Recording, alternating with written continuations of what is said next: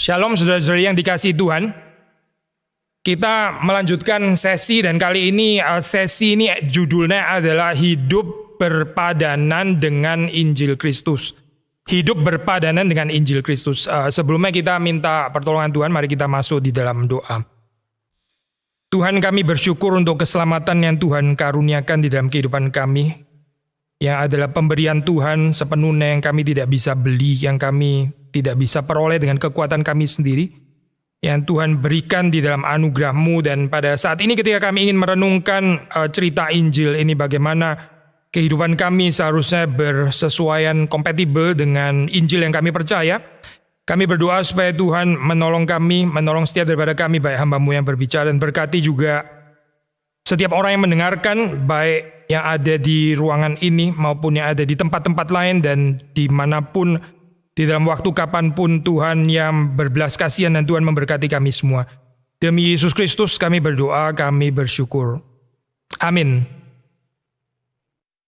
Tema besar daripada Global Convention kali ini kan ada kaitan dengan Injil, yaitu tentang penginjilan, ya, tentang Injil itu sendiri. Dan di dalam pergumulan saya mempersiapkan sesi ini, saya memikirkan tentang kehidupan orang yang menerima Injil, lalu terus kemudian di dalam kehidupannya setelah itu apa gitu ya. Jadi kita seringkali mengatakan di dalam hal ini, ya orang ini sudah menerima Injil.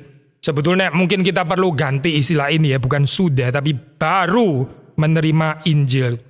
Masih panjang narasi yang dibangun setelah itu, cerita kehidupan yang dibangun yang seharusnya sesuai dengan Injil yang kita percaya itu. Nah, saya ingin memikirkan beberapa aspek di sini. Ini tentu saja bukan daftar yang komprehensif ya. Ini bukan daftar yang komplit, tapi hopefully ini menjadi semacam cicipan di dalam kehidupan kita ya, untuk merenungkan lebih lanjut, lebih jauh apa yang seharusnya terjadi di dalam kehidupan orang yang mengaku percaya kepada Kristus. Ini tema sebetulnya diambil dari surat Filipi ya. Hendaklah hidupmu berpadanan dengan Injil Kristus. Nah, saya kali ini bukan mau menafsir secara ketat di dalam konteks surat Filipi ya, karena ya bisa juga kita menggali dari surat Filipi, tapi saya memikirkan di sini ada 10 aspek ya, 10 aspek yang kita bisa renungkan gitu, kehidupan yang berpadanan dengan Injil Kristus itu seperti apa seharusnya. Yang pertama, kalau kita menekankan di dalam hal ini ya, teologi anugerah, maka kita bisa mengatakan hidup yang dihidupi, yang dijalani itu ya sepenuhnya adalah pemberian atau anugerah Tuhan. Maksudnya ini bukan kalimat klise ya, waktu kita mengatakan hidup itu adalah pemberian, ini adalah anugerah Tuhan, ini bukan hanya cerita waktu kita menerima Yesus Kristus sebagai juru selamat pertama kalinya dalam kehidupan kita, lalu kita katakan ini adalah anugerah. Itu sudah pasti adalah anugerah, tapi keseluruhan hidup itu sendiri juga adalah anugerah, itu adalah pemberian ya. Maksudnya ini bukan sesuatu yang kita peroleh dengan kekuatan kita sendiri, bukan something that we earn gitu ya, apalagi dengan our own strength dan sebagainya, tapi ini adalah sesuatu yang dihadiahkan kepada kita. Ada perbedaan saya melihat kehidupan ini sebagai pemberian Tuhan yang kita ini menerima, atau ini satu kehidupan yang kita berusaha untuk raih dengan kekuatan kita sendiri, not to mention dengan cerita hidup yang highly competitive, survival of the fittest atau the most adaptable, the smartest dan sebagainya. Ini ya kata ini ya, paham hidup survivalism itu sendiri itu sangat nggak kompatibel ya dengan Injil. Itu animalistic spirit sebetulnya gitu. Tapi sayangnya manusia di dalam kehidupannya lebih suka menghidupi hal-hal seperti ini ya, daripada menerima hidup itu sebagai pemberian Tuhan atau pemberian Allah. Nah, kalau sudah membaca di dalam kitab suci misalnya, kita membaca di dalam perjanjian lama itu ada kejadian 11, 12. Saya pikir penulis kejadian ini bukan kebetulan ya mengaitkan dua cerita ini gitu. Sebelumnya bicara tentang menara Babel. Seperti saudara tahu, ini waktu dihayati di dalam zaman exile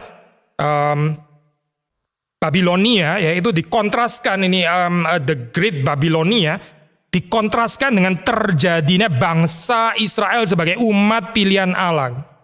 Kontras ya, ini cerita panggilan Abraham di dalam pasal 12 itu dengan menara Babel.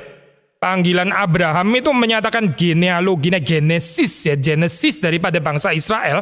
Menara Babel itu menyatakan ya kerajaan-kerajaan dunia, Babilonia. Kerajaan Babel itu dibangun dari bawah. Abraham itu bukan memanggil dirinya sendiri, tapi dia dipanggil oleh Allah. Maka saudara, kalau kita merenungkan bagian ini ya, hidup ini sebetulnya apa saudara? Hidup ini bukan bagaimana kita berusaha dari bawah ke atas gitu ya, merangkak susah payah sampai naik ke atas gitu. Tapi adalah kehidupan yang mendengar dan menjawab panggilan ilahi. Apakah kita peka dengan suara Tuhan yang memanggil kita, seperti Allah juga memanggil Abraham? Allah menciptakan Israel yang tadinya itu tidak ada ya menjadi ada. Ini juga tuh certain extent kita bisa mengatakan juga creatio ex nihilo. Ex nihilo bukan di dalam pengertian tanpa Abraham, bukan, tapi ex nihilo dalam pengertian memang bangsa ini nggak pernah ada sebelumnya gitu. Bangsa Babel itu adalah bangsa yang besar, tapi bangsa yang besar dari bawah, dari dirinya sendiri. Mereka mencari reputasi mereka sendiri, mencari nama sendiri ya. Padahal di dalam Kejadian kita membaca, di dalam narasi ciptaan ya, di dalam teologi penciptaan, Adam itu diberi nama oleh Allah. Dan ini bukan cuma sekedar nama diberi, apa sih arti sebuah nama gitu ya, katanya Shakespeare. Tapi nama di dalam pengertian teologi penciptaan atau di dalam kitab suci, di dalam perjanjian lama itu maksudnya adalah identitas ya, identitas. Ya, kita bisa mengaitkan ini juga dengan kehidupan Yesus Kristus waktu dia berinkarnasi ya. Waktu pentabisan itu juga saudara melihat di dalam bagian itu ya. Injil itu mencatat ada suara dari sorga dari Bapa mengatakan, inilah anakku yang kukasihi, inilah anakku yang kukasihi.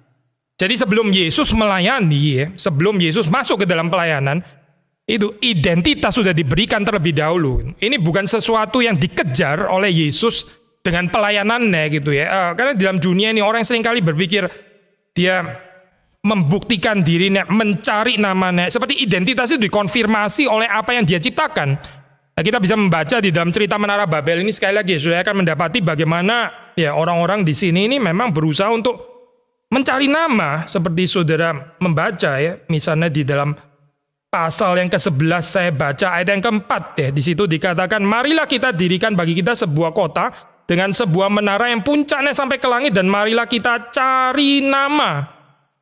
Marilah kita cari nama ya. Identitas masih nggak beres ya. Ya, orang biasa bicara di ini dalam apa itu di dalam stages dalam kehidupan manusia. Orang mengatakan ya biasanya krisis identitas mungkin terjadi waktu manusia itu remaja gitu ya, remaja, ada krisis identitas, ada kegalauan dan sebagainya. Ya, tapi seperti saudara tahu di dalam kenyataannya ternyata bukan cuma di dalam usia remaja, ada orang umurnya sudah puluhan tahun juga masih krisis identitas. Seperti nggak selesai-selesai dengan urusan identitas gitu. Tapi sekali lagi saya, kalau kita hidup sesuai dengan Injil ya, kita melihat seluruh kehidupan ini sebagai pemberian atau anugerah Tuhan, termasuk identitas, nama itu sudah diberikan oleh Tuhan, sehingga saudara dan saya bisa ada satu kehidupan yang bebas untuk menguduskan nama Tuhan. Orang cuma bisa menguduskan nama Tuhan kalau dia sudah kelar, sudah selesai dengan namanya sendiri gitu. Tapi orang yang terus nggak selesai dengan identitasnya, dengan namanya dan sebagainya, dia sulit sekali saya untuk menguduskan nama Allah atau nama Tuhan. Jadi yang pertama ini saya hidup sebagai pemberian atau sebagai anugerah. Ini mengafirmasi cerita Injil itu sendiri, tapi juga menjadi satu keseluruhan kehidupan kita gitu, bukan hanya tentang menerima Yesus Kristus yang adalah pemberian. Yesus Kristus adalah pemberian pasti gitu ya, tapi seluruh kehidupan kita juga adalah bagaimana kita menerima pemberian di dalam Kristus itu. Baru kita mengatakan ini hidup yang berpadanan dengan Injil. Aspek yang kedua, saya, hidup ini adalah satu penyerahan diri. Satu penyerahan diri. Hidup ini di dalam kekudusan. Kita membaca Efesus 4 ayat 24 ya. Mari kita membaca Efesus 4. Surat Paulus kepada jemaat di Efesus, kita membaca pasal yang keempat, kita membaca ayat yang ke-24. Saya akan bacakan di sini. Atau kita baca dari ayat 23 yaitu supaya kamu dibaharui di dalam roh dan pikiranmu dan mengenakan manusia baru yang telah diciptakan menurut kehendak Allah di dalam kebenaran dan kekudusan yang sesungguhnya.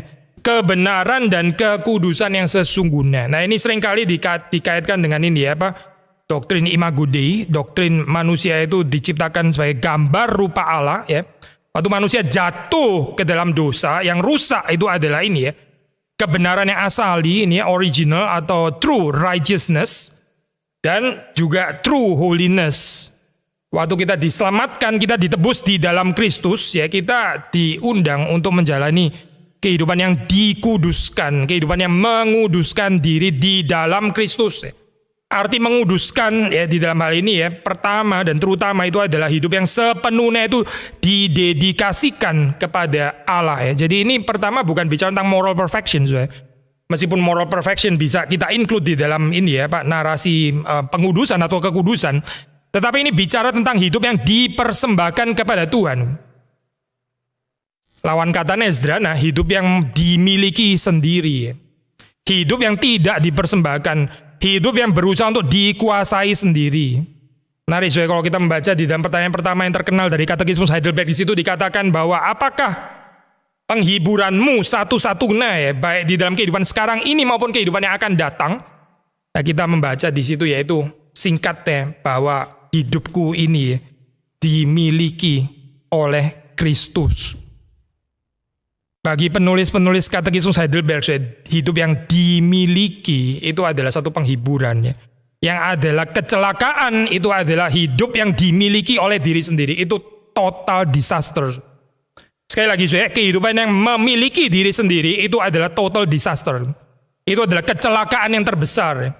Tetapi di dalam dunia ini orang berpikir sebaliknya. Orang berpikir kalau hidup itu dimiliki, saya seperti kayak nggak ada kebebasan ya. Kehidupan saya seperti jadi in bondage, saya seperti kayak nggak bebas. Sama ini orang-orang kanak-kanak semuanya gitu. Orang yang nggak mengerti Injil sebetulnya. Tapi kalau kita mengerti Injil ya, kita tahu bahkan di dalam kehidupan Yesus Kristus sendiri ya, ini ayat yang sangat-sangat mencengangkan ya. Waktu Yohanes itu di dalam pasal yang ke-17 dia mengatakan bahkan Kristus pun tuh menguduskan dirinya. Kita membaca bagian ini ya, ayat yang penting. Apa artinya Kristus menguduskan dirinya? Bukankah dia kekudusannya sempurna? Makanya tadi kita bilang ini kekudusan itu artinya bukan di dalam pengertian terutama moral perfection, tapi di dalam pengertian kehidupan yang didedikasikan sepenuhnya kepada Bapa. Maka waktu kita membaca di dalam pasal 17 ya, kita membaca di dalam ayat yang ke-19, saya akan membacakan ini perkataan Tuhan kita Yesus Kristus, dan aku menguduskan diriku bagi mereka. Aku menguduskan diriku bagi mereka. Sudah renungkan deh bagian ini. Yesus menguduskan dirinya sendiri. Bagi siapa saya? Bagi saudara dan saya. Kalau Yesus yang adalah Kristus, dia Tuhan kita, dia menguduskan dirinya bagi kita. Terlebih lagi ya saudara dan saya, terlebih lagi saya, kehidupan yang tidak dipersembahkan itu totally nggak kompatibel dengan Injil. Sama sekali tidak berpadanan dengan Injil. Sebetulnya kehidupan yang sepenuhnya diserahkan kepada Tuhan itu sesuatu yang wajar ya, sesuatu yang lumrah. Tapi kita sekarang menghidupi seperti kayak satu cerita seolah-olah orang yang mempersembahkan dirinya menjadi hamba Tuhan. Seperti ada sesuatu yang agak luar biasa gitu ya. Seperti ada sesuatu yang agak perkecualian dan sebagainya. Ini aneh sekali ya saya berpikir seperti ini gitu. Yang anomali, yang perkecualian, yang abnormal itu adalah orang yang tidak mempersembahkan kehidupan sepenuhnya kepada Tuhan. Itu yang aneh sebetulnya gitu. Gak ada yang luar biasa dengan orang yang mempersembahkan seluruh kehidupannya kepada Tuhan. Sama sekali gak ada yang luar biasa. Itu biasa saja. Mengapa kita katakan biasa-biasa saja? Ya karena ini orang yang waras, orang yang mengerti bahwa Kristus itu sudah menguduskan dirinya bagi dia. Dan bukan hanya bagi dia saja pasti ya, tapi bagi komunitas atau bagi umat Allah, orang-orang yang ditebus.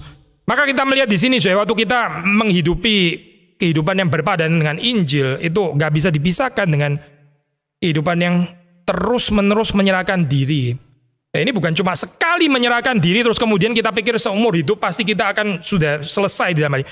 Ini adalah penyerahan diri terus menerus ya. Karena apa ya? Kita di dalam natur kita ya, di dalam kelemahan kita, di dalam keberdosaan kita mempunyai satu kecenderungan untuk memiliki kembali kehidupan kita gitu. Kita kepingin tertarik untuk menjadi sovereign lagi ya. Kita kepingin berdaulat lagi gitu. Kita tidak ingin dimiliki sepenuhnya oleh Tuhan dan terjadi tarikan ke arah sana sehingga kuasa penyerahan diri ini ada sesuatu yang seharusnya kita lakukan lagi dan lagi dan lagi dan lagi di dalam kehidupan kita. Baru kita bisa mengatakan inilah kehidupan yang berpadanan dengan Injil. Sekali lagi, kehidupan yang tidak dipersembahkan sepenuhnya kepada Tuhan itu mengkhianati narasi Injil sebetulnya. Aspek yang ketiga, kita bicara tentang hidup di dalam pengampunan, hidup di dalam penerimaan. Hidup di dalam pengampunan, hidup dalam penerimaan. Injil sendiri kan bicara tentang pengampunan di dalam Kristus. Tapi apa ini artinya?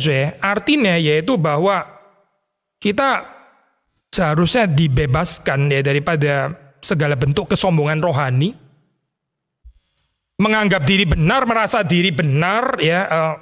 Tapi juga ini semacam ketakutan untuk tampil apa adanya. Sudah kita hidup di dalam dunia ini, ada kecenderungan kita seperti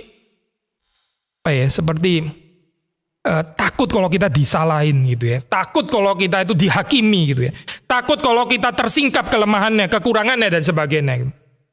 Manusia itu banyak sekali ketakutan di dalam kehidupannya. Di dalam ketakutannya dia berusaha suppress atau dia berusaha mengompensasi ya, melakukan kompensasi terhadap ketakutan itu dengan berusaha untuk tampil kuat, sempurna, hebat, mencapai ini dan itu dan sebagainya, sebetulnya nggak menyelesaikan masalah. Maka ini narasi Injil sekali lagi, hidup berpadanan dengan Injil itu berarti memampukan kita untuk menghidupi hidup yang memang rapuh dan rentan ini, vulnerable di dalam bahasa Inggris ya, hidup yang vulnerable. Nah, kalau sudah melihat di dalam kehidupan orang-orang yang dicatat di dalam Alkitab ya, mereka bukan dicatat sebagai seperti kayak superhero atau spiritual giant lah atau apa begitu ya. Gambaran-gambaran seperti itu saya khawatir justru akan melemahkan iman kita alias nggak encouraging ya. Tapi justru malah discouraging. Tapi waktu kita melihat kehidupan mereka ternyata adalah orang yang biasa-biasa saja gitu. Yang dipakai oleh Tuhan yang luar biasa ya. Nah, di sini baru kita bisa mengerti itu apa artinya Injil yang sesungguhnya dihayati di dalam kehidupan yang juga tampil dengan segala kekurangan, kelemahan, kerapuhan, kerentanannya ya, dan bukan kehidupan yang berpura-pura menjadi kuat, berpura-pura nggak ada kelemahan, berpura-pura nggak ada kesalahan, tapi ujung-ujungnya sebenarnya adalah takut untuk tidak mendapatkan penerimaan. Tapi bagaimana kehidupannya seperti ini bisa kompatibel dengan Injil? Sementara Injil kan nggak bicara itu ya. Kita bilang Injil itu Yesus datang untuk orang berdosa ya. Yesus datang bukan untuk orang benar.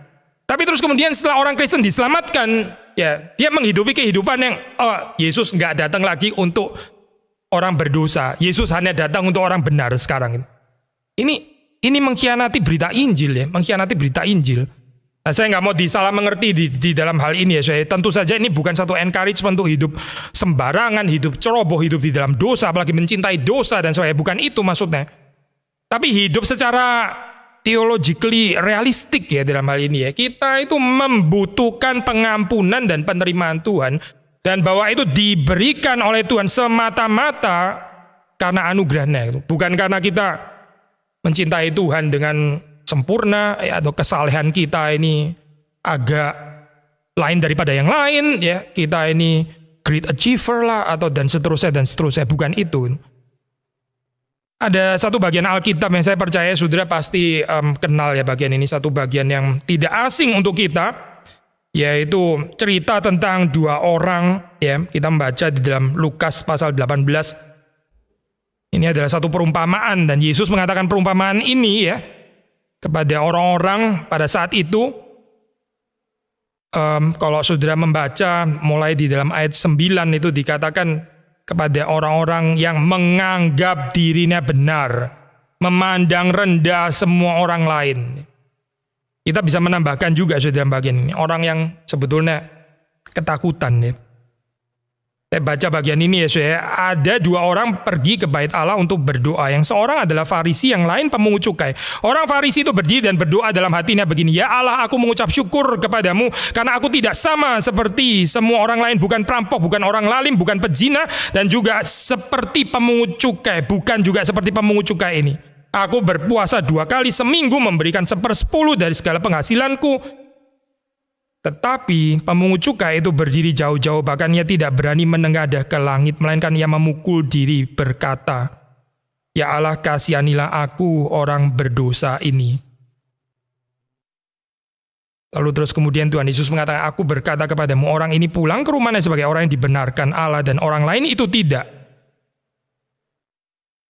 Yang menarik saya di dalam bagian ini ayat 13 kita membaca di situ, bahkan ia tidak berani menengadah ke langit. Ya, ini satu tulisan secara literary sangat tinggi ya. Sebetulnya di sini siapa sih yang berani, siapa yang tidak berani? Dia tidak berani menengadah ke langit karena dia tahu dia adalah orang berdosa, tapi dia berani mengatakan kesalahannya, kelemahannya karena dia percaya ada pengampunan. Tapi orang yang menganggap dirinya benar ini ya, yang self-righteous ini ya, dia nggak berani saya bicara kelemahannya. Dia nggak berani. Ini adalah pengecut deh orang ini. Pengecut sebetulnya. Pengecut yang nggak berani bicara kelemahannya. Pengecut yang nggak mau mengaku dosanya. Mengapa saya? Karena dia nggak percaya Injil. Orang yang nggak percaya Injil itu jadi pengecut di dalam kehidupannya saya. Dia berpura-pura menjadi benar, padahal dia bukan orang benar. Nah ini loh saya, kecelakaan di dalam kehidupan manusia. Dan kita nggak bisa mengerti, sekali lagi ya, cerita perumpamaan ini terus kita bilang, oh itu sudah benar kok di dalam kehidupan kita. Waktu saya menerima Tuhan Yesus, saya seperti pemungut cukai ini gitu. Tapi kemudian setelah kita masuk di dalam kehidupan, setelah kita percaya kepada Yesus Kristus, ternyata menghidupi kehidupan yang seperti orang yang merasa dirinya benar ini gitu. Kita gak berani tampil secara rapuh dan rentan ya. Kita berpura-pura bahwa kita kuat, hebat, saleh, reform perhaps. Tetapi kita gak sadar bahwa kita ini adalah orang-orang yang membutuhkan belas kasihan Tuhan. Sudah kehidupan yang gak ada lagi pengakuan dosa ya. Kehidupan yang tidak ada lagi kesadaran akan kelemahan dan keterbukaan seperti ini ya. Ini adalah kehidupan yang tidak berpadanan dengan Injil. Nggak cocok saya dengan Injil. Itu bukan Injil yang kita percaya. Itu Injil palsu. Yang keempat saya, yang keempat adalah justru karena ada pengampunan ya, ada penerimaan, kita juga berani hidup di dalam pertobatan terus menerus. Nah ini penting ya saya poin ini, sebab tanpa bagian ini kita akan cenderung berpikir bahwa oh ya pengampunan, penerimaan, kalau gitu tetap berada di dalam dosa, nggak perlu bertobat dan sebagainya. Kita exclude deh bagian ini ya. Ini pasti bukan kehidupan yang mengerti anugerah Tuhan. Nah, pengampunan yang nggak disertai dengan pertobatan, ya, ini bukan pengampunan yang kita terima daripada pelajaran yang ada di dalam Alkitab. Orang kalau betul-betul mengerti pengampunan ilahi, penerimaan ilahi, dia ada di dalam satu kehidupan yang terus-menerus bertobat. Ya lawan katanya adalah status quo, orang yang tidak bertumbuh. Kenapa orang itu berhenti bertumbuh di dalam kehidupannya? Karena hidupnya tidak lagi berpadanan dengan Injil. Apa artinya? Ya ini, dia kehilangan aspek pertobatan yang terus-menerus ini. Nah, menarik kalau kita membaca di dalam Alkitab itu kata pertobatan itu sebetulnya bukan dibicarakan cuma sekali terus kemudian karena kita sudah bertobat sekali saja gitu ya. Kadang-kadang kita di dalam tradisi teologi Injili gitu, kita lebih menekankan kesekalian gitu ya. Kesekalian ya, memang ada tempatnya pasti kita bicara tentang kesekalian. Tapi maksud saya kesekalian misalnya gitu ya, Roh Kudus itu sekali dicurahkan, memang kan kesekalian ya. Yesus itu mati di atas kayu salib, sekali dia mati di atas kayu salib, bukan berkali-kali begitu ya. Seperti Roh Kudus juga bukan berkali-kali dicurahkan ya, tapi sekali pada peristiwa Pentakosta. Lalu kita menerima Tuhan ya, kita menerima Tuhan sebagai juru selamat kita juga sekali ya. Bukan Yesus masuk keluar masuk, diundang lagi, keluar lagi, masuk lagi. Maka kita menekankan sekali di dalam hal ini ya. Tapi kita kehilangan aspek repetisinya. Padahal di dalam Alkitab kita mendapati juga penekanan yang sama ya ini ya Pak. Pertobatan itu sekali, ada poinnya kita membicarakan pertobatan sekali. Tapi juga pertobatan yang terus menerus ya. komitmen untuk mengikut Yesus itu tuh certain extent kita bisa mengatakan itu sekali, tapi juga sekaligus terus menerus ya. Kehidupan yang didedikasikan kepada Tuhan itu sekali kita bisa mengatakan sekali seumur hidup, tapi juga sekaligus terus menerus diperbaharui setiap hari. Saya sudah melihat di dalam bagian ini ya, kalau kita betul-betul mengerti hidup yang berpadanan dengan Injil, maka kita ada di dalam keberanian untuk terus-menerus mengoreksi diri. Terus-menerus bisa menerima teguran saya tanpa paranoid, tanpa curiga, seperti kayak saya sedang dihakimi gitu ya. Itu kanak-kanak ya saya, orang seperti ini kanak-kanak. Sekali lagi ya, nggak percaya cinta kasih gitu. Kalau kita percaya ada cinta kasih ya, waktu kita ditegur ya, waktu dikoreksi oleh Tuhan ya, seharusnya kita bersyukur saya. Itu berarti Tuhan masih mencintai kita gitu. Tapi ada orang yang diingatkan dosanya, waktu Tuhan menegur tapi dia menolak. Ya kenapa sih? Karena hidupnya tidak berpadanan dengan Injil. Yang kelima, ini mengambil dari Matius 23 ayat 23 ya. Ada 3 hal. Saya baca terlebih dahulu ayat ini ya. Satu ayat yang penting. Memang di sini bicara tentang Torah, tapi saya mau mengatakan seperti ini ya. Hanya orang yang mengerti Injil, ya, yang sungguh-sungguh mengerti kuasa Injil, mereka dimampukan untuk menghidupi Torah. Tanpa Injil, tanpa keselamatan di dalam Kristus, tanpa iman kepada Yesus Kristus, orang waktu berhadapan dengan Torah, dia tahu bahwa dia adalah orang berdosa. Torah, ya, waktu kita melakukan itu nggak mungkin sempurna dan hanya akan mendatangkan penghukuman atau penghakiman di dalam hal ini ya. Memang ini nggak direct saya bicara tentang Injil ya, tapi di sini lebih bicara tentang Torah. Tapi poin saya sekali lagi ya, bagi kita orang Reform, kita percaya third use of the law, kita percaya penggunaan ketiga ya dari hukum Taurat, yaitu di dalam diri orang-orang yang lahir baru, orang percaya. Maka justru karena Injil, maka kita bisa diundang untuk menghidupi apa yang dianggap the weightier matters of the law ini ya, atau di dalam bahasa Indonesia itu dikatakan sebagai yang terpenting ya di dalam hukum Taurat. Saya membaca ayat ini ya.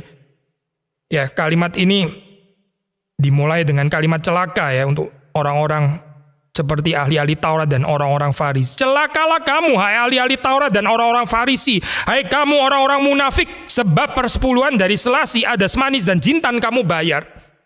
Tetapi yang terpenting dalam hukum Taurat ya, the weightier matters of the law, yang terpenting dalam hukum Taurat kamu abaikan, yaitu apa saudara? Keadilan, belas kasihan, dan kesetiaan. Sekali lagi ya, keadilan, justice, righteousness, belas kasihan, ya, mercy, dan kesetiaan. Faithfulness atau faith ya dalam hal ini. Bisa diterjemahkan kesetiaan atau iman juga bisa. Nah, kita ingin membahas bagian ini saudara. Kalau kita mengatakan hidup yang berpadanan dengan Injil, itu berarti kita hidup di dalam kebenaran, keadilan.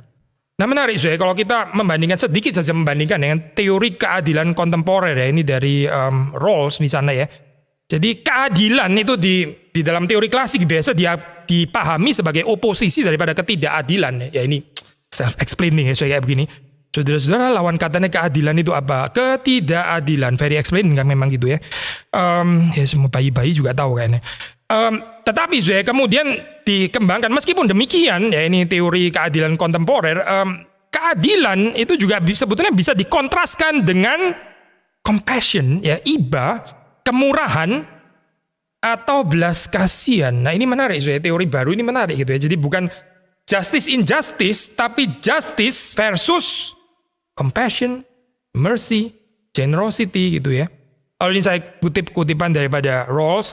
The least advantage are not, if all goes well, the unfortunate and unlucky objects of our charity and compassion, much less our pity, but those to whom reciprocity is owed as a matter of basic justice. Nah, kita nggak ada cukup waktu ya untuk menjelaskan. Memang ini bukan seminar tentang teori keadilannya Rawls kan ya. Tapi intinya begini saya.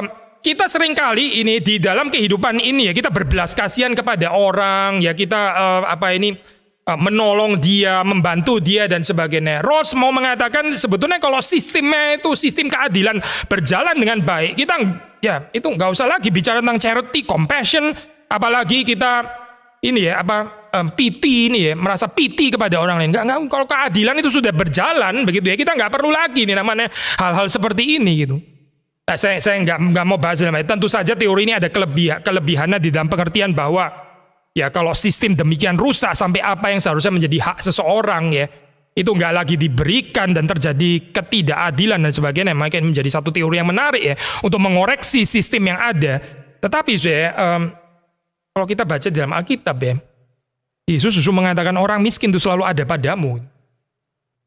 Sistem negara manapun sebaik-baiknya gitu ya, memikirkan keadilan sebaik-baiknya ya, tetap bagaimanapun ada orang yang perlu mendapatkan belas kasihan. Nah ini nggak mungkin menjadi tidak ada lagi bahkan cerita kehidupan kita sendiri kan cerita mendapat belas kasihan daripada Tuhan gitu. Tapi kita mengharapkan dunia ini rather utopia gitu ya.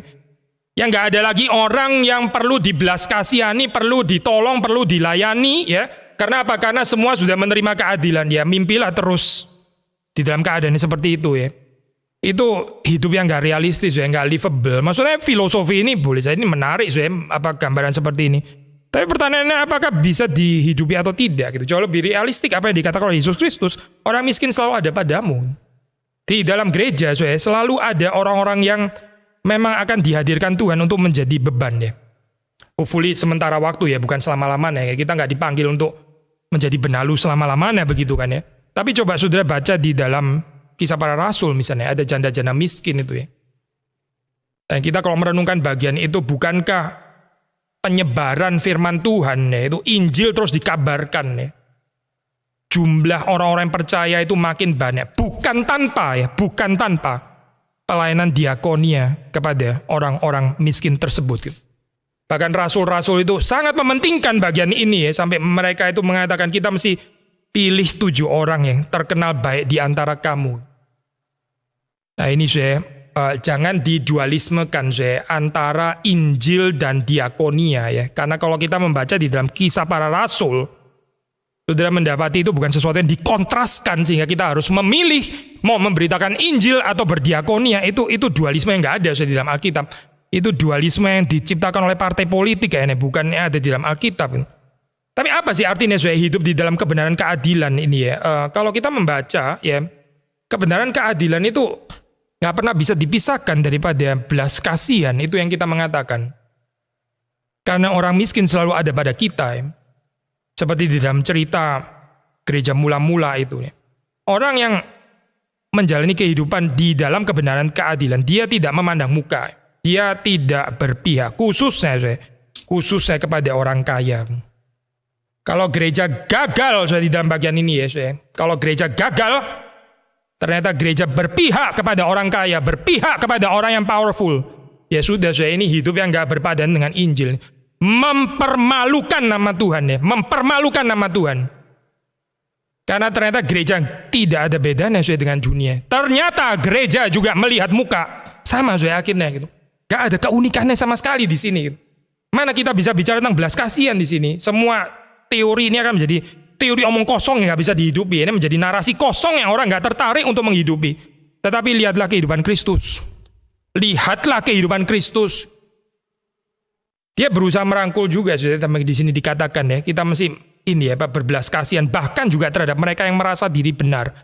Yesus membuka meja bukan hanya untuk pemungut cukai ini ya, pelacur, orang-orang yang berdosa itu. Yesus juga membuka meja untuk orang-orang yang self-righteous. Ini luar biasa ya, saudara. Punya kesabaran seperti ini luar biasa ya. Kadang-kadang dalam kehidupan kita ya, kita kalau melihat orang miskin, kita lebih gampang belas kasihan kan kepada mereka ya. Bagi orang miskin yang rendah hati, kita gampang sekali belas kasihan. Tapi berbelas kasihan kepada orang Farisi dan ahli Taurat itu, aduh susahnya, saudara. Susah sekali. Secara nggak sadar kita di dalam keadaan seperti itu, kita yang jadi ahli Taurat dan orang Farisi juga akhirnya. Karena kita gagal berbelas kasihan kepada mereka. Tapi lihatlah kehidupan Kristus ya. Yesus membuka meja ya, table fellowship orang berdosa ya, seperti Sakeus, seperti pemungut cukai, seperti pelacur-pelacur yang berdosa itu. Yesus juga membuka meja untuk Simon, orang yang self-righteous itu. Nah, so kalau kita menghidupi ini ya, hidup di dalam kebenaran dan keadilan ini yang seharusnya terjadi di dalam komunitas gereja. Yang berikutnya, hidup di dalam belas kasihan, masih di dalam Matius 23:23 ya. Jadi ini kebenaran keadilan justice, righteousness, mercy, hidup di dalam belas kasihan. Ini lawan katanya adalah violence, kekerasan, kekasaran, ya, cruelty.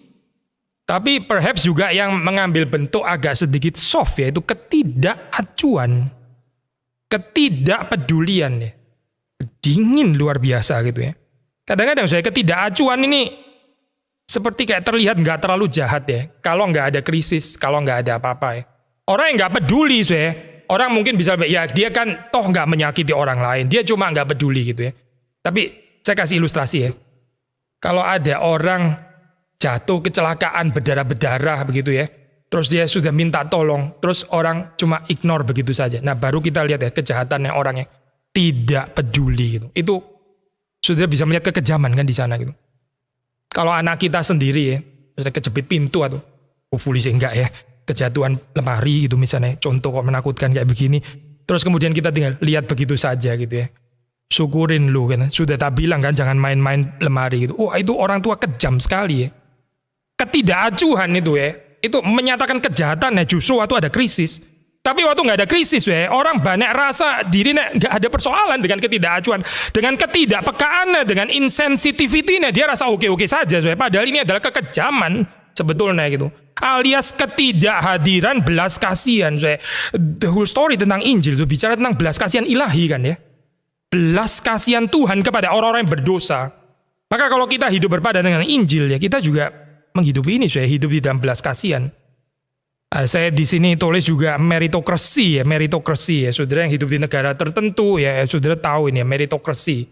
Meritokrasi itu apa artinya ya? Meritokrasi ada baiknya saudara kalau kita kontraskan dengan ini ya, nepotisme gitu misalnya ya. Cuma orang-orang yang punya hubungan, yang punya relasi saja yang selalu dapat kedudukan. Di dalam hal ini meritokrasi seperti lebih baik gitu. Maksudnya ini berdasarkan merit. Bukan berdasarkan lu bapaknya siapa gitu ya, lu anaknya siapa, lalu kamu dapat jabatan, kamu dapat ya posisi gitu lah ya, itu nepotisme namanya kan ya. Oh meritokrasi lebih baik, tapi meritokrasi bukan nggak ada kekurangan ya. Meritokrasi itu bisa menghasilkan orang-orang yang ini ya. Kamu kalau nggak berhasil ya salah sendiri, kenapa lu nggak punya merit gitu ya, berjuanglah lebih keras gitu. Ya kamu salah sendiri, kenapa jadi pecundang, kenapa kamu loser, ya sudah, memang hidupmu kayak begitu, memang kamu nggak sanggup bersaing gitu. Nggak ada belas kasihan, nggak ada tempat untuk orang-orang yang sederhana gitu. Ini akan membawa kita kepada cultural elitism, ya. Merayakan orang-orang yang gifted, talented, yang hebat dan sebagainya. Meritokrasi, tapi orang-orang yang memang nggak bisa perform, katakanlah ya, yang nggak bisa punya merit yang tinggi, ya sudahlah, biarlah tertinggal. Toh ini namanya keadilan gitu kan. Keadilan yang seperti ini ya, keadilan yang tanpa belas kasihan, itu bukan Alkitab, bukan. Itu tidak berpadanan dengan Injil yang kita percaya. Kalau kita menghidupi cerita di dalam kerajaan Allah, setiap orang itu ada bagian yang Tuhan berikan.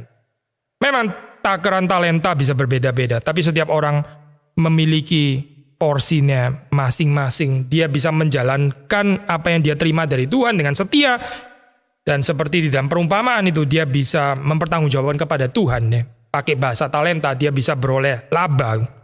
Siapapun yang setia.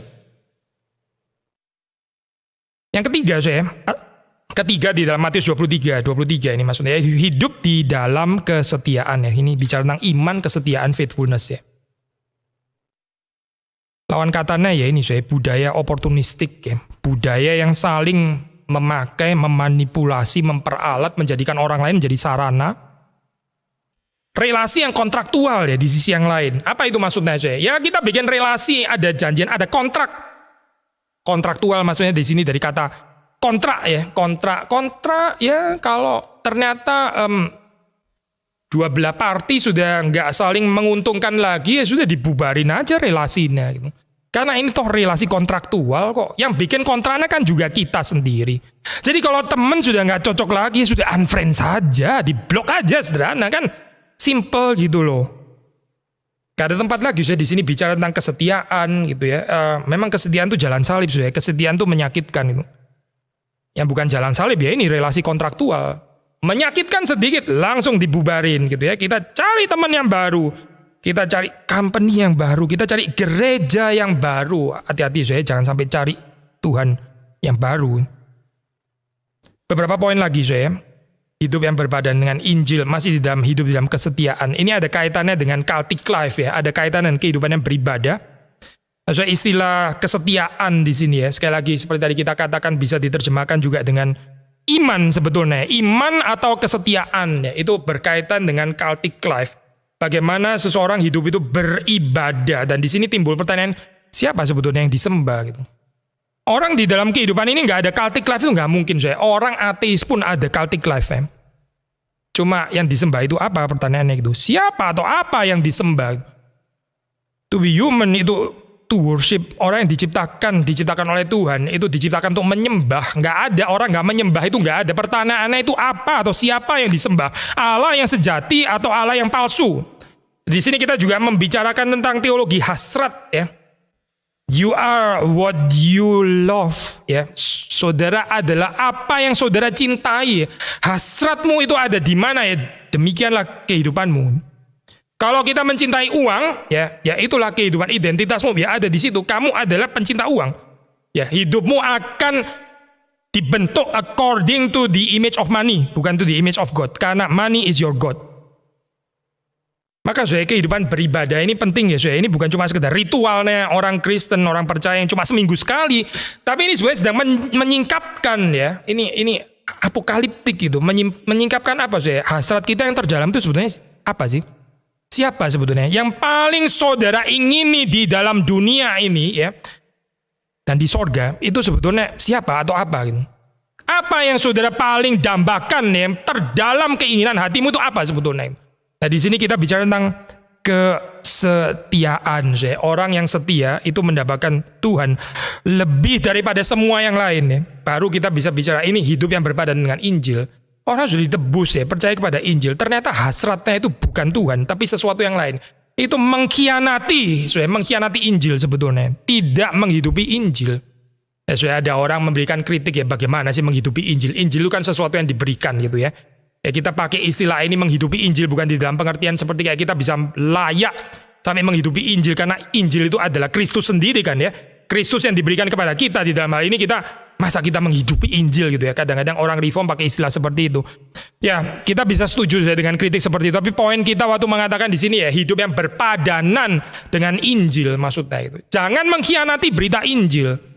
Kita ditebus, kita itu percaya, kita diselamatkan supaya kita bisa terus menghidupi Injil ini, menghidupi narasi Injil, menghidupi cerita Injil, hidup berpadanan dengan Injil maksudnya. Nah, di sini kita bicara juga kenikmatan kita yang terdalam, ya kenikmatan yang kita yang terdalam itu karena ada bicara hasrat, ada bicara juga tentang enjoyment. Ya menarik kalau saudara ini ya pembaca di dalam Westminster ya itu pertanyaan terkenal di situ dikaitkan antara glorify God dan enjoy God ya, antara glorifying God dan the highest enjoyment itu sebetulnya nggak bisa dipisahkan gitu.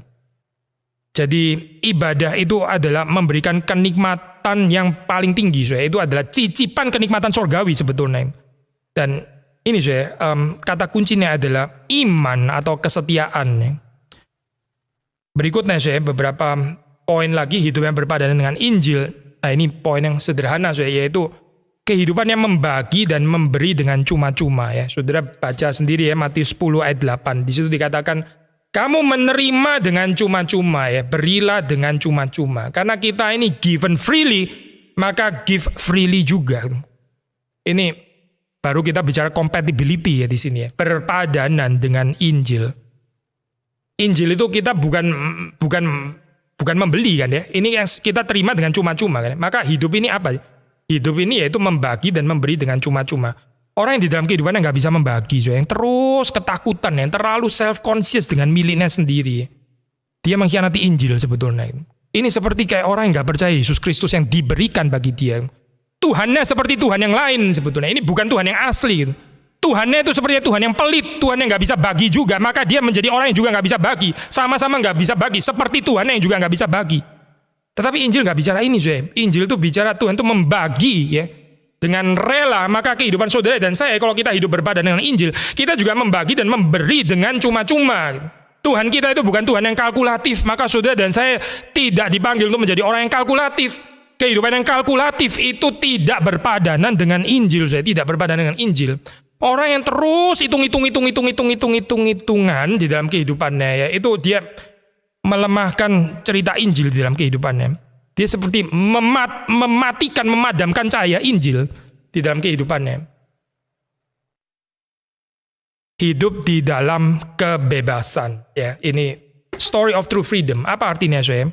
Sekali lagi, nanti ada bagian yang kita mau coba ini ya, benturkan dengan teori kebebasan kontemporer. Tapi ya, kebebasan pekerjaan sederhana, saya. Kita ini lawan katanya adalah hidup di dalam perbudakan, ya, penindasan, keterpenjaraan. Tapi sebetulnya juga tidak kompatibel atau kontras dengan kehidupan otonomi, ya, otonomi diri. Tapi sayangnya, saya, di dalam bahasan teori modern kadang-kadang liberty itu dikontraskan dengan freedom. Liberty versus freedom. Maksudnya apa, saya? Ya, ini Wendy Wee Kyung Chun, hopefully saya benar ngomongnya. Jadi bilang kalimat seperti ini. To have liberty is to be liberated from something. To be free is to be self-determining. Autonomous. Ini namanya free. Ada keindahan ya teori ini gitu ya. Paling nggak dia mengajarkan ada freedom from, ya.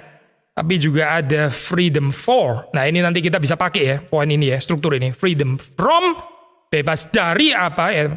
Bebas untuk apa gitu. Tapi sayang di sini dikatakan adalah bebas untuk menentukan diri sendiri, untuk menjadi autonomi. Nah, ini nggak bebas sebetulnya.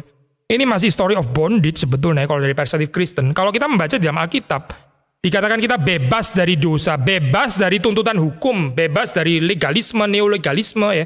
Termasuk hukum-hukum yang diberikan di dalam dunia ini, kita dibebaskan, ya. Kita nggak harus under pressure, tekanan itu, ya. Tapi kita di dalam Alkitab kita juga mendapati ini ya, pengajaran bebas untuk melayani seorang akan yang lain oleh kasih, Galatia 5 ayat 13 ya. Jadi ini berbenturan ya dengan otonomi gitu. Pertanyaan kita orang Kristen, kita lebih tertarik menjalani kehidupannya atau narasinya Wendy ini atau narasinya Paulus ya sebetulnya gitu. Mana yang lebih bekerja dalam kehidupan kita? Banyak orang itu apa ya, ada semacam apa ya, financial freedom gitu namanya. Apa itu financial freedom? Ya ini, saya bisa self determining, maksudnya saya bisa menentukan segala sesuatu, nggak jadi pegawai lagi gitu. Saya bisa mengatur semuanya dengan otonomus ya. Tapi itu nggak cocok sesuai dengan ini ya, dengan apa yang dikatakan di dalam Alkitab. Kita bebas justru untuk mengikatkan diri kita melayani satu dengan yang lain, menjadi hamba ya. Kita bebas dari perbudakan dosa ya, from slavery to another slavery kalau sudah mau pakai istilah ini ya. Ini holy slavery, yaitu apa sih? Orang yang menghambakan dirinya itu kepada Tuhan dan untuk melayani sesamanya. Itulah kebebasan yang sesungguhnya sih. Waktu kita bisa memperhambakan diri kita kepada Tuhan. Roma 6 ayat 19, kita bebas untuk kebenaran. Tadi kita sudah bahas ya, ini kebenaran maksudnya kebenaran keadilan. Ya, dan yang terakhir saya, poin terakhir, hidup di dalam pengetahuan yang benar. Kolose 3 ayat 10. Saudara bisa baca sendiri ya ayat ini gitu. Versus apa saya? Versus ketidaktahuan atau mungkin bahkan ketidakmautawan. Orang yang nggak peduli gitu ya, nggak bisa diajak berpikir ya, nggak mengerti juga nggak apa-apa lah. Orang yang main perasaan saja gitu maksudnya. Akhirnya menghidupi model kekristenan yang banyak dikuasai oleh takhayul atau yang lain itu lebih suka menghidupi dusta. Apa artinya dusta? Orang nggak mau dibawa kepada pengenalan diri yang benar. Lebih suka distorted self-knowledge. Lebih suka menghidupi dusta daripada kebenaran yang dari Tuhan. Nah ini lawan katanya ya. Kalau kita hidup berpadanan dengan Injil, bukan saja kita akan tidak menyukai hidup dalam dusta, tapi kita juga akan masuk ke dalam pengetahuan atau lebih tepat istilah pengenalan ya kalau bahasa Indonesia itu. Pengenalan yang dinamis. Maksudnya ini yang terus-menerus bertumbuh ya, bukan sesuatu yang statis. Pengetahuan atau pengenalan yang benar ya, akan diri kita. Maksudnya bukan cuma diri saya, tapi diri kita. Sudah pasti juga pengenalan akan Tuhan, tapi pengenalan akan kita ya. Semakin mengenal di dalam kasih ya. Paulus mengatakan kita ini melihat itu dengan samar-samar gitu ya. Tapi suatu saat kita akan melihat muka dengan muka. Kita akan mengenal seperti kita dikenal. Tapi pertanyaannya itu melalui apa sih? Atau di dalam apa? Pertanyaan sederhana. Ya, Jawabannya sederhana, yaitu di dalam kasih Kristus.